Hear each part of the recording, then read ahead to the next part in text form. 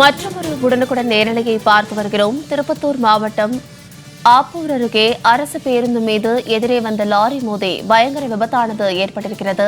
திருப்பத்தூர் மாவட்டம் ஆப்பூர் அருகே அரசு பேருந்து மீது லாரி மோதி பயங்கர விபத்தானது ஏற்பட்டிருக்கிறது. விபத்தில் அரசு பேருந்து ஓட்டுநர், நடத்துனர் என 15க்கும் மேற்பட்டோர் படுகாயமடைந்திருக்கிறார்கள். இது குறித்த விசாரணையை போலீசார் மேற்கொண்டு வருகிறார்கள். பேருந்தை சுமார் 10 மீட்டர் தூரத்திற்கு பின்னோக்கி இழுத்துச் சென்று நின்ற லாரியால் பெரும் பரபரப்பு ஏற்பட்டிருக்கிறது. விபத்தில் ஆர்பூர் பேர்னாப்பட்டு செல்லும் சாலையில் போக்குவரத்து பாதிப்பு ஏற்பட்டிருக்கிறது. மேலும் இது குறித்தான கூடுதல் விவரங்களோடு திருப்பத்தூரிலிருந்து இணைகிறார் எமது செய்தியாளர் கோபிநாத். வணக்கம் கோபிநாத், இந்த விபத்து குறித்தான விரிவான விவரங்கள். வணக்கம் சார்லதா. அதாவது திருப்பத்தூர் மாவட்டம் ஆம்பூரில் இருந்து ஒரு அரசு பேருந்து ஒன்று 30க்கும் மேற்பட்ட பயணிகளை ஏற்றிக்கொண்டு பேரணாம்பட்டு நோக்கி சென்று கொண்டிருந்தது.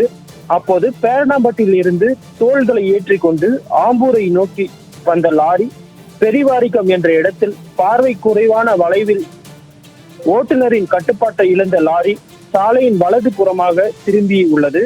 இதை பார்த்த அரசு பேருந்து ஓட்டுநர் விபத்தை தவிர்க்க பேருந்தை சாலையின் இடது புறமாக திருப்பிய போது லாரி வேகமாக பேருந்து மீது மோதி பேருந்து சுமார் 10 மீட்டர் தூரத்திற்கு பின்னோக்கி இழுத்து சென்றதில் சாலை ஓரத்தில் இருந்த தோல் தொழிற்சாலை சுற்றுச்சுவர் மீது பேருந்து மோதி விபத்துக்குள்ளானது. இந்த விபத்தில் அரசு பேருந்து ஓட்டுநர், அரசு பேருந்து மற்றும் லாரியின் முன்பக்க அப்பளம் போல் நொறுங்கியது. இதில் அரசு பேருந்து ஓட்டுநர் ராஜா மற்றும் நடத்துனர் குணசேகரன், பீகார் மாநிலத்தை சேர்ந்த லாரி ஓட்டுநர் உபேஷ் மற்றும் பேருந்தில் பயணம் செய்த காலனி தொழிற்சாலை பெண் மற்றும் ஆண் தொழிலாளர்கள் சுமார் 15க்கும் மேற்பட்டோர் படுகாயமடைந்தனர். படுகாயமடைந்த அனைவரையும் அப்பகுதி மக்கள் மீட்டு ஆட்டோ மற்றும் ஆம்புலன்ஸ் மூலமாக ஆம்பூர் அரசு மருத்துவமனைக்கு அனுப்பி வைக்கப்பட்டு அங்கு அவர்களுக்கு சிகிச்சை அளிக்கப்பட்டு வருகிறது.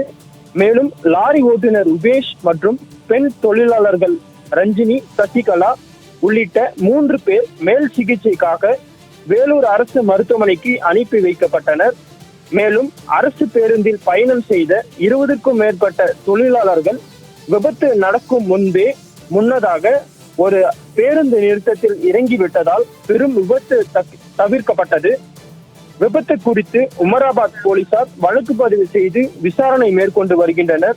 இந்த விபத்தில் ஆம்பூர் பேரணாம்பட்டு செல்லும் சாலையில் சுமார் அரை மணி நேரத்திற்கு மேலாக போக்குவரத்து பாதிக்கப்பட்டது. விரிவான விவரங்களுக்கு நன்றி கோபிநாத்.